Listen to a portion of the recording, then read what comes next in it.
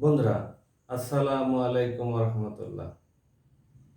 বন্ধুরা, আসুন আমরা সেভ শব্দের বিভিন্ন ব্যবহার শিখি। দেখুন, ভবিষ্যতের জন্য অর্থ সঞ্চয় করুন। তাহলে আমরা কিভাবে এটাকে ইংরেজিতে বলবো? Save money for future. পরিবেশটাকে রক্ষা করুন। তাহলে এটাকে আমরা কিভাবে ইংরেজিতে বলবো? Please save the environment. সময়ের অপচয় রোধ করুন। তাহলে এটাকে আমরা কিভাবে ইংরেজিতে বলবো?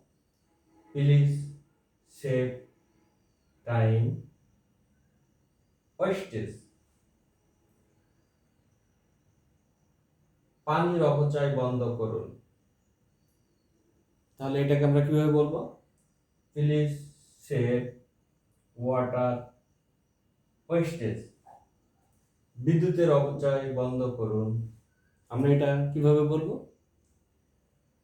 Please save electricity. তাকে বিপদ থেকে রক্ষা করুন। আমরা জানি মানুষ যখন বিপদে পড়ে তখন আমরা এগুলো বলি যে তাকে বিপদ থেকে রক্ষা করুন।